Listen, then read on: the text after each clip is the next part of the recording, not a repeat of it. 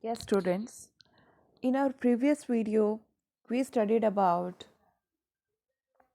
the establishment of Harsh era, means how this era was, how this dynasty was established and by whom. And we studied that after the fall of Gupta period, after the fall of the Gupta dynasty, the country was disintegrated into many new kingdoms. Okay, and during this time, the Vardhaman dynasty started increasing their power under their first ruler, Prabhakar Vardhan. Okay, and after that, his son Rajyavardhan took the throne, but he was killed by Shashank, the ruler of Bengal. Okay, and now Harshvardhan, who was the son of Rajyavardhan, crowned as the king of Thaneshwara, means Thanesar. Nowadays, we are calling this. It is situated in Haryana, and he was just 16 years old when he became the king. And the main sources of information of this period are contemporary inscriptions, coins, and some rock edicts, okay, travel accounts of Huansang, and Chinese, who was a Chinese traveler, and then Harshcharit, who which was written by Banbhat, and then Priyadarshika, Naganand, and Ratnavali. These were written by Harsh himself because he was a great scholar and he was a great writer. So these books were written by himself. And then we studied Harshvardhan Empire. Means how was the empire, how means the administration कैसी थी इसकी. तो उसमें हमने पढ़ा था कि जो किंग था वो बहुत ही पावरफुल था. He was the head of judicial and civil administration. He was also the commander in chief of his army. Means all the powers was in his hand, and he led his forces in war, and then he had a council of minister to assist and advise him, but he was not bound to कि उनके मानने के लिए वो जो उन्होंने advice दी वो मानने के लिए वो बाध्य नहीं था. And then his ministers were known as Sachivs and Amatyas, and the provinces known as Bhuktis or Desh. And these were divided into Vishyas or Pradesh. Uparika was the head of the province, and the prince who was known as Uparika Maharaja or Kumar Matya was he is supervised the work of the Uparika. Okay, and now there were village panchayats were headed by Gramik. He looked after the needs of the villages. Okay, and then we read that Harsh was a benevolent ruler. He built temples, chaityas, vihars, dharamshalas, schools. Okay, and Nalanda University gained its importance in this period. And then we read about the religions, how many religions were there, which religion was famous at that time. And we have read that Harsh was a devotee of Shiva in the beginning, and he worshipped Shiva and Surya. But uh, after coming in contact with Huansang, there was a great impact of Buddhism on him. He was very tolerant and respectful toward all the religions. Okay, and then we read that Vaishnavism and Shaivism were the most popular sects of Hinduism during this period. Harsh used to organize a conference at Prayag. Prayag means where the Sangam of Ganga, Yamuna, and Saraswati in Allahabad. Every 5 year, after every 5 year, he used to organize a conference at Prayag. At this occasion, he used to give alms, I mean, dan, to about 5 lakh needy people and of all religions. Harsh used to give away all his wealth and belongings, including clothes, ornaments,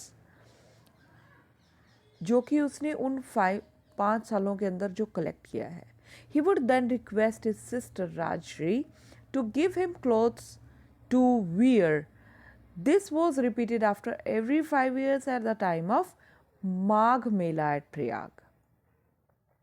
We have all read this, and now we will move forward to the social condition of this period. What were the social conditions? The society was mainly divided into 4 varnas: Brahmins, Kshatriyas, Vaishyas and Shudras. Means these are the 4 varnas. आपने इनके बारे में पहले भी बहुत पढ़ा है. ब्राह्मण, क्षत्रिय, वैश्य और शूद्र, ये 4 वर्ण होते थे. द ब्राह्मण वर हाईली रिस्पेक्टेड. ब्राह्मणों की पूजा मतलब सबसे ज़्यादा रिस्पेक्ट उन्हीं की जाती थी. They led a pious life. Pious means sacred life, पवित्र लाइफ वो जीते थे. People lived harmoniously. लोग मिलजुल कर रहते थे. The Shudras did not have a good position in the society. शूद्रों की पोजीशन अच्छी नहीं थी सोसाइटी में. They had to live outside the towns. उनको टाउन्स के बाहर रहना पड़ता था. Now what about the economic condition? The economy was well developed and people were prosperous and happy. लोग खुश थे. Trade was flourishing and Kapisha was the center of international trade. Means कि ट्रेड उस टाइम में बहुत अच्छा फल फूल रहा था और जो कपीशा जो जगह है वो सेंटर थी इंटरनेशनल ट्रेड की. Tamralipti was a famous port for foreign trade. और फॉरेन ट्रेड के लिए जो ताम्रलिप्ति है वो फेमस पोर्ट था. पोर्ट क्या होता है? बंदरगाह. जो मतलब जैसे जो समुद्र का किनारा होता है ना, जहाँ पर ये ट्रेड वगैरह, जहाँ पे शिप वगैरह खड़े होते हैं, उसको पोर्ट कहते हैं. Agriculture was the main occupation of the people. लोगों का जो मेन काम था वो एग्रीकल्चर ही था. दे had to pay 1/6 of the produce as tax. यानी टैक्स का 1/6 उनको पे करना पड़ता था. उसके बाद है जैसे Nalanda university. Nalanda university was an international centre of education. Nalanda university education का बहुत बड़ा सेंटर थी उस time. It was situated near Patna. ये पटना के पास होती थी. द कैपिटल ऑफ बिहार, जो बिहार की कैपिटल थी. It had a very large library. इसकी बहुत बड़ी लाइब्रेरी होती थी. Students from all over the world came to study at Nalanda. कि सारे वर्ल्ड से स्टूडेंट यहाँ पढ़ने के लिए आते थे. After the death of Harsha, और हर्ष की डेथ के बाद in 647 CE the Vardhan empire, जो वर्धन एम्पायर था, लॉस्ट इट्स ग्लोरी. इसने अपनी जो ग्लोरी थी वो खो दी. There was a quick emergence of many small independent kingdoms. और फिर इसके बाद वही बात, छोटे छोटे कई किंगडम्स उठे. In the south Chalukyas and Pallavas became more powerful. और साउथ के अंदर जो चालुक्य और जो पल्लव थे वो बहुत ज़्यादा पावरफुल हो गए थे. And now we can see here the key words. Benevolent. Benevolent means charitable and generous person. King means जो कि दान देता है और जो सबसे प्यार करता है, जो अच्छा राजा होता है उसको बेनोवेलेंट कहते हैं. राजा नहीं, मतलब अच्छा पर्सन होता है उसको हम बेनोवेलेंट कहते हैं. कंटेम्परेरी, पीपल और persons living in the same time period. ये मैंने आपको पहले भी बताया था. कंटेम्परेरी मीन्स कि जैसे मान लिया हर्ष है, उसके टाइम में जितने भी कवि या कुछ भी हुए हैं वो सारे उसके कंटेम्परेरी माने जाएंगे. मीन्स उन दोनों का पीरियड एक ही है. डिवोटी, पर्सन होली और spontaneously devoted to religion or some god. ठीक है, जो अपनी इच्छा से किसी भी गॉड के प्रति समर्पित होता है उसे हम डिवोटी कहते हैं। उसके बाद we will solve the exercise now. Thanesar is located in, Thanesar कहाँ पर स्थित है? अभी हमने पढ़ा जस्ट कि वो हरियाणा में स्थित है। इसको उस टाइम थानेश्वर कहते थे हर्ष के टाइम में, लेकिन अब ये हरियाणा में थानेसर के नाम से जाना जाता है। Rajyavardhan came to throne in 605 CE.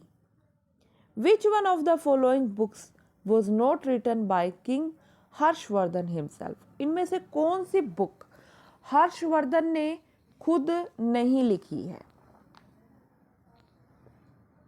तो वो है हर्षचरित। ये हर्षचरित जो है ये बाण भट्ट ने लिखी है। बाकी प्रियदर्शिका, नागालैंड और रत्नावली ये तीनों ही हर्ष ने लिखी हैं। उसके बाद है Nalanda. Nalanda was granted the income received from, Nalanda को कहाँ से इनकम मिलती थी? डोनेशंस, फॉरेन कंट्रीज, विलेजेस, कहाँ से मिलती थी उसको? तो उसको विलेजेस से मिलती थी। ये अभी पीछे पेज में भी दिया हुआ था कि जो नालंदा यूनिवर्सिटी थी उसको अपनी ग्रांट जो है 200 विलेजेस से मिलती थी। उसके बाद the Chinese traveller who came to India during Harsha rule, Harsha के रूल में जो चाइनीज ट्रैवलर इंडिया आया था वो कौन था? वो था ह्वेनसांग। उसके बाद है Rajshri was the daughter of king, Rajshri किसकी लड़की थी? Rajshri was the daughter of the king Rajyavardhan, Rajyavardhan की बेटी थी। हर्षचरित वॉज रिटन बाय बाण भट्ट, हर्षचरित बाण भट्ट ने लिखा है। To assist Harsha in administration there was a council of minister, Harsha की हेल्प करने के लिए काउंसिल ऑफ मिनिस्टर्स होते थे, उनकी काउंसिल होती थी। Farmers had to pay 1/6 of their produce as tax, farmers को अपनी टोटल टैक्स का 1/6 पार्ट जो है वो देना पड़ता था। The society was divided into 4 varnas, और जो सोसाइटी है वो 4 वर्णों में डिवाइडेड थी। कौन कौन से वर्ण थे? ब्राह्मण, क्षत्रिय, वैश्य और Shudra. Now true false. Harshavardhan was crowned in 606 CE, Harshavardhan 606 CE में उसने गद्दी संभाली। यस, बिल्कुल सही है। Uparika was the head of the village, village का हेड उपारिका होता था। बिल्कुल नहीं, वो ग्रामिक होता था, तो इसलिए ये हो गया false. Lord Shiva was not commonly worshipped during the reign of Harsh, lord Shiva जो था वो कॉमनली इसकी पूजा नहीं की जाती थी। ये बिल्कुल गलत है, क्योंकि लॉर्ड शिव और जो विष्णु है इन दोनों की ही पूजा की जाती थी, तो इसलिए ये फॉल्स है। Harsha never gave arms to the needy and the poor, Harsha कभी भी गरीब लोगों को और जिनको ज़रूरत होती थी उनको दान नहीं देता था, ये फॉल्स है। Harsha was very respectful towards all the religion, Harsha जो है वो सभी रिलीजन्स के लिए रिस्पेक्टफुल था, तो वो ट्रू है।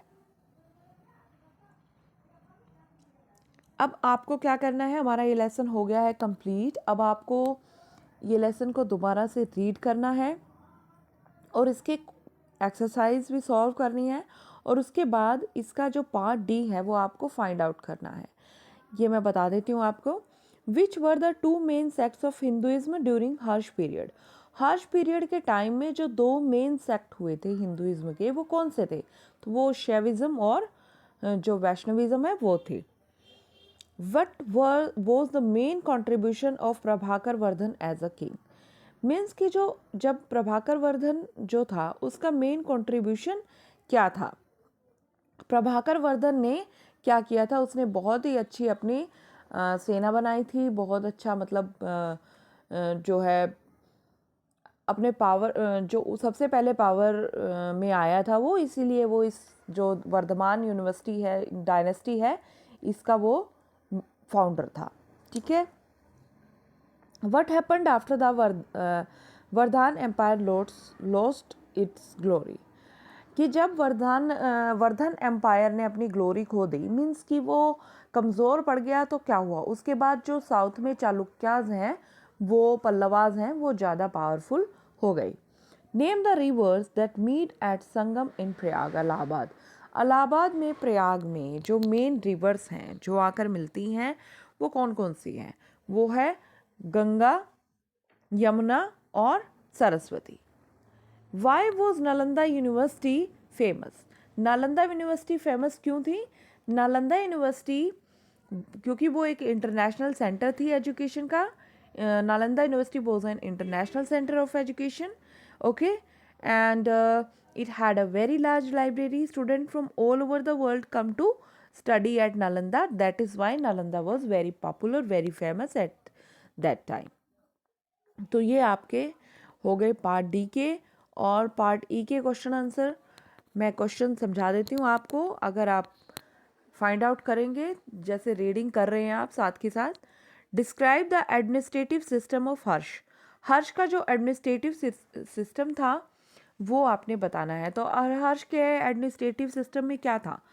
जुडिशियल पावर तो सारी की सारी राजा के हाथ में होती थी। जो द किंग होता था, किंग जो था वही कमांडर ऑफ चीफ होता था।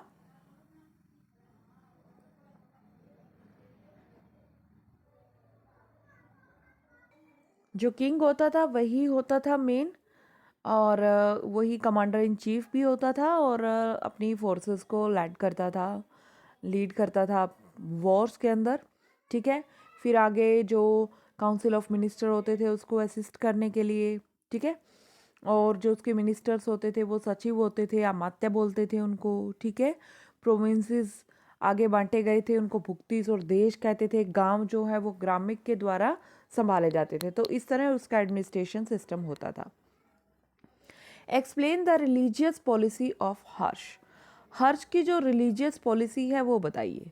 अब ये भी हमने अभी अभी पढ़ा है कि शुरू में तो जो Harsha was a devotee of Shiva and worshipped Shiva and Surya.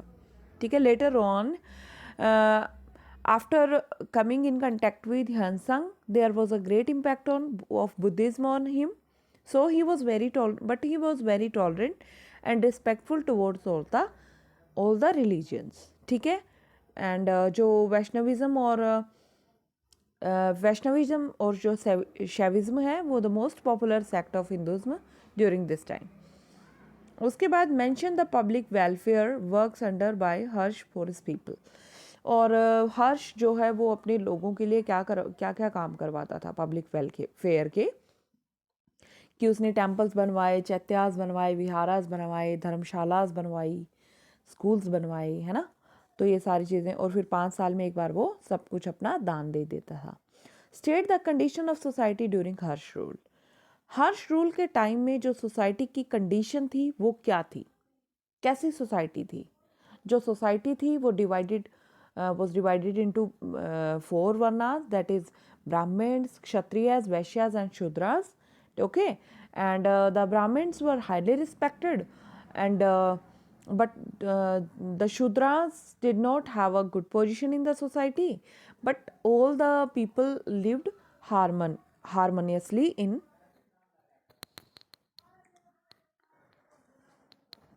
harsh period. Okay. उसके बाद है give any 3 examples to prove that the economy during harsh reign was developed.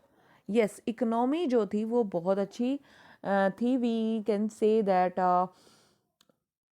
people were prosperous and happy. Trade was flourishing, and Kapisha was the center of international trade. Tamralipti was a famous port of foreign trade. Agriculture was the main occupation of the people, and they had to pay 1/6 of the produce as a tax. That is why we can say that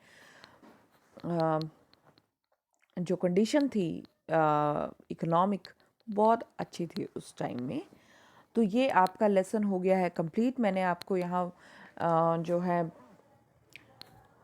question answer भी एक बार रफली समझा ही दिए हैं। उसके बाद आप दोबारा ये लेसन रीड करेंगे और इनके क्वेश्चन आंसर अपनी रफ कॉपी में लिखने की कोशिश करेंगे। Bye bye.